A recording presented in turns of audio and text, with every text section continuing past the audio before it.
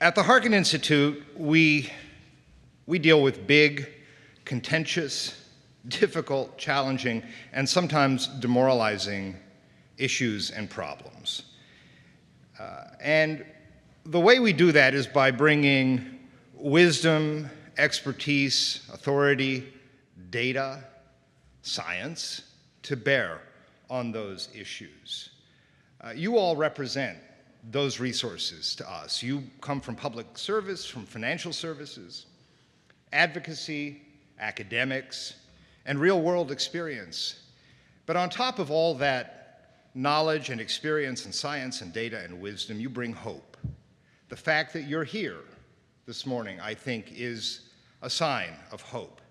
Hope that together, when we bring our energy and our commitment, what we know, what we've seen, and what we've experienced, together to bear on these issues, we can, in fact, solve them.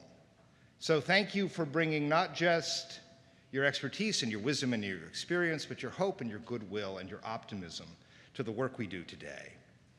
Speaking of which, 80% of what we do is funded by philanthropy from individuals, foundations, enterprises, and organizations of all kinds. So I want to take a moment to thank the sponsors whose gifts today have made the Retirement Symposium possible. They include our silver-level sponsors, the Iowa Department of Insurance and Financial Services and TOR Financial Consulting, our gold-level sponsors, One America Financial and Salmons Financial, and our platinum-level sponsor, Prairie Meadows Casino, through its Community Betterment Program. So thank you so much to our sponsors and to the representatives who are here today. It also takes hard work to bring programming like this to you, so I want to say a special thank you to the staff of the Harkin Institute. They include Daniel Van Zant, Adam Shriver, Ashley Ezio, Michael Berger, Mindy Jones, Mandy McClure. These folks just bring an incredible amount of joy to the work we do. It is a pleasure to see them every day and to work with them every day. And so I'm deeply grateful for what they bring to bear on our work. We are lucky to be connected to Drake University, and that gives us a pipeline of really talented, dedicated student associates. So I want to call out specifically Mara Schell, Chloe Lepak, Stasia Connerty, and Morgan Ryan, who assist what we do. They sometimes lead in research and discovery for us, and really bring a level of energy to what we do that is crucial. And then finally, our friends at Steele Captioning, Hayes Interpreting, and Studio Iowa for making this event as accessible as possible. I would also be remiss if I did not acknowledge Drake Recreational Services, who have kindly lent their steam room to us this morning. So thank you to them for the humidity. Raina Stoicheva is our Director of Retirement Security Policy. Raina is among the most dogged, committed colleagues a person could hope for. She comes to programming like this with a vision that is both big and bold and future-oriented, but also highly detail-oriented and precise. It makes it so easy to stand up here and represent the Harkin Institute confidently when someone like Raina is behind the scenes, and sometimes in front of the scenes, making sure that the things that are supposed to happen, happen. So Raina, just deep gratitude to you for the work you've done to make this possible. This is 2 symposia in less than 7 months, right? So well done. Thank you. Thank you for everything you do. And now a man who literally needs no introduction, so I will not provide one, except to say that it is always a pleasure and always an honor to move the work that he has started and that he helps us sustain forward as part of the Harkin Institute in the Tom and Ruth Harkin Center. So without further ado, please welcome retired Senator of Iowa, Tom Harkin, to the stage.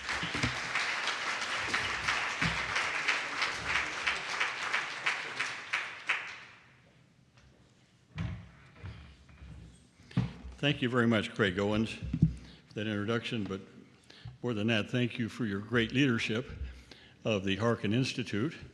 And we were very lucky to get Craig to leave what he had started at Drake and made into a great part of Drake University. Do you all know about Bright College at Drake University? Well, this is the man that started it and brought it from nothing up to what it is today. And so we were able to get him from there over here to the Institute. So we're very, very fortunate to have Craig Owens as our executive director. I'm heartened to see so many people here talking and thinking about something I believe is one of the greatest challenges confronting us as a nation today, and that is retirement security. I also want to thank all of those who are watching this on streaming. I think I mentioned to Raina earlier that even an old guy like me, I started watching more streaming things than going to things. And I found that you can go to YouTube and you can pick up all the stuff that you missed. And so to all of those who are watching this streaming, thank you for being here virtually. Well, I started on this a long time ago when I was in the Senate, and I became chair of the Health, Education, Labor, and Pensions Committee in 2009 after Senator Kennedy had died. And the committee had not been very active before that on pensions and retirement, but it was something that I felt very strongly about, so we kind of moved the committee in that direction. And so for the next 4 or 5 years until I retired, we had some good hearings and developed some good reports on the retirement system in America. And what we found, basically, it's complex system. It terribly needs reform now. We've all heard about the three-legged stool and all that kind of stuff, but half of all employees today don't even have a retirement savings plan, half. And it's still true today. 1/2 of all individuals in America today who are of retirement age have less than $10,000 in savings. That's amazing when you think about it. Social Security provides about half of the income in retirement for a typical older adult, but for those lower income adults, it's about 90% of their wherewithal to keep alive and put food on the table. Social Security is 90% of their livelihood. Well, we all know the figures about Social Security Trust Fund expiring in 2033. At that point, a lot of people think that Social Security ends, but that's not true. What it means is that the trust fund will only be able to pay out about 80% of promised benefits, what Congress had promised in the past. So again, we know the cliff is coming, but there's also something we can do about it, obviously, if Congress wants to and has the will and the votes and the leadership to do so. And there's a lot of things that we could do.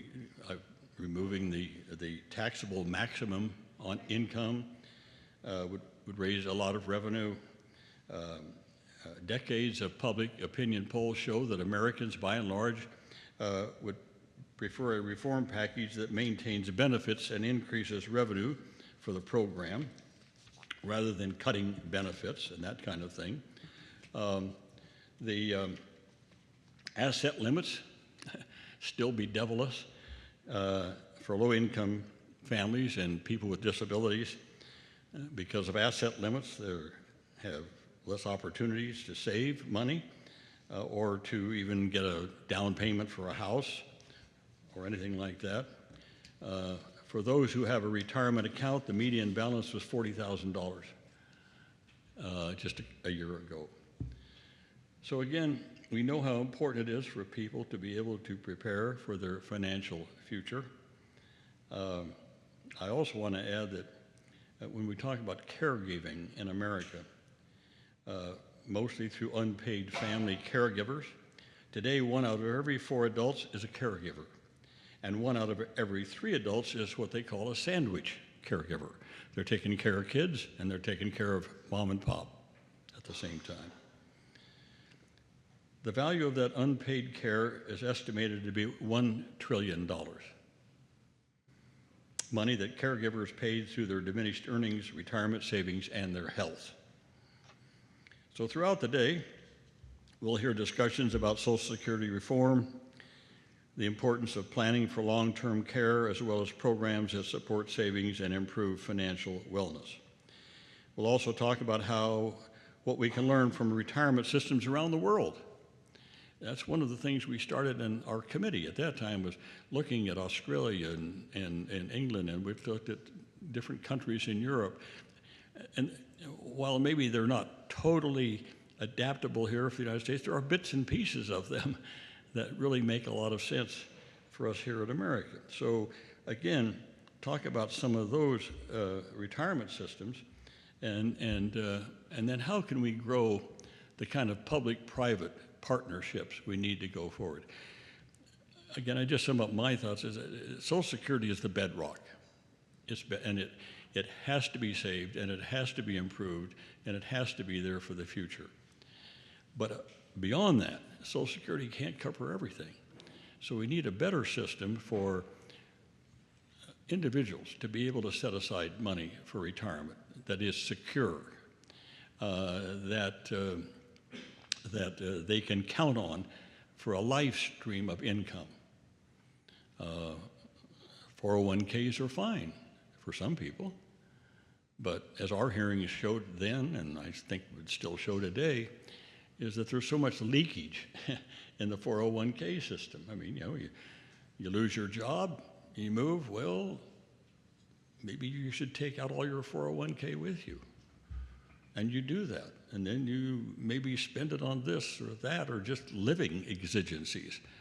Or you take it out for health care. Congress, in its, as I used to say, infinite wisdom, Congress has passed so many laws allowing people to invade their 401ks for this and that and this and that. So the leakage in 401ks is tremendous. So we need something where there's a life stream, like the benefit of a defined benefit program where you have an annuity that lasts you for the remainder of your life. So how do we grow those kind of private-public partnerships? I'm also looking forward to hearing from our keynote speaker, Teresa Ghilarducci, who is wonderful, who is with us here today, talking about retirement inequality, how difficult it is to work longer for some groups, and how the U.S. can support a universal second tier of retirement savings through employers.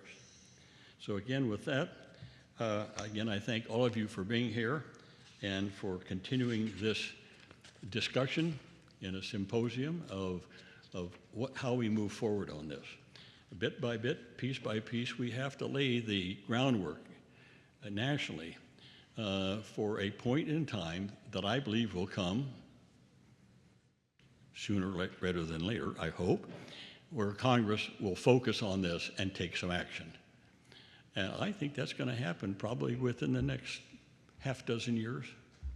So now we lay the groundwork for it. So again, welcome you all here, and it's we always plan on this to award 2 awards every year at our symposium to a deserving individual and an entity that has worked hard on retirement security. So we like to give a visionary award to someone who has dedicated a substantial part of their lives and career to improving the retirement security of all Americans.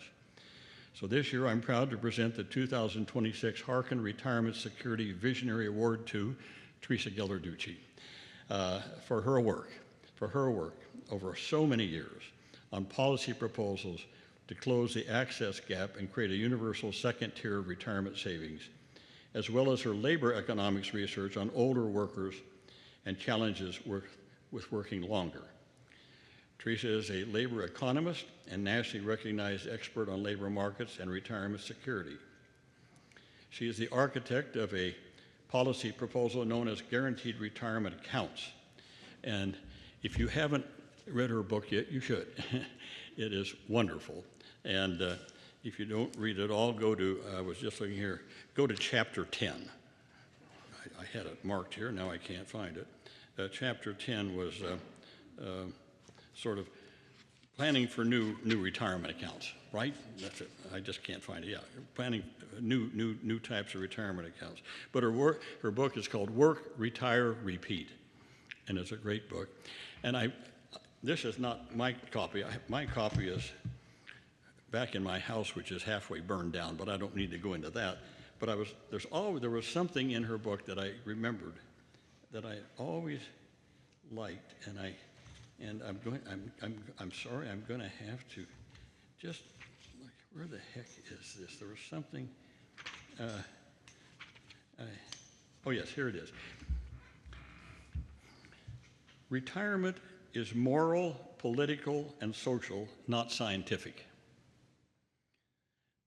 I always like that. You know, people think there's a retirement age that's scientific. You can base this all on science, and maybe we live longer now than we did before, so science dictates that we got to do. No, I always like that. It's not about science. It's not about science at all. It's about what kind of society we want, and how do we want to provide for people in their later years so that they have a decent a lifestyle. So again, Teresa testified before my committee, and get this, in 2012, one of our early hearings on this subject. And so we've sort of kind of kept connected, and Teresa has presented at other retirement symposiums that we've had in Washington, D.C. In the last couple of years. So again, her vision has always been very clear about how we need to move to a system where everyone can participate. A guaranteed retirement accounts, or as I used to call them, universal, secure, and adaptable accounts. I still like the moniker USA, but that's okay. Teresa, we'll talk about that later sometime. So again, I want to award that to Teresa. Now someone. It's me, Huh? I'm the someone. We have it? What am I supposed to do? I'm supposed to give it to Teresa. Well, how do I open it? I don't know if you need to. Wow. Okay.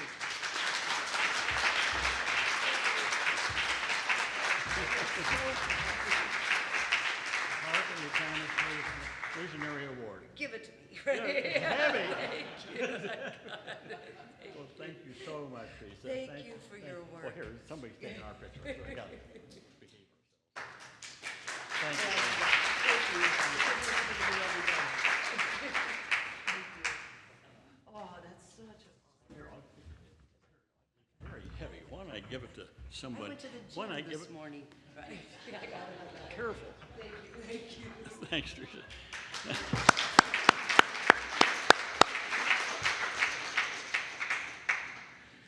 Next, I would like to present present the Justice in Aging with the 2026 Harkin Retirement Security Advocacy Award. So this is visionary. Then we do an advocacy. Who is advocating for these retirement programs? So we'd like to award it to Justice in Aging for their leadership to remove barriers that low-income older people face in accessing basic economic supports and high-quality affordable health care and housing. Justice in Aging provides resources and trainings to hundreds of thousands of direct service providers every year, advances equitable policies that serve the growing needs of an aging population, and fights discrimination and systemic injustices through litigation. Justice in Aging's vision is a future where everyone, no matter their financial circumstances, can age with dignity, security, and justice. So again, I want to award this to Justice in Aging, and here we go. Yes. Well, that's also Kathy.